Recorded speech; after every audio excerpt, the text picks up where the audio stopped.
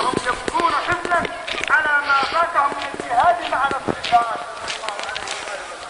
قال بعض العلماء هذا والله يكون المصاب بذلك فكر على فقدهم نواحي يتحملون عليها الى الموت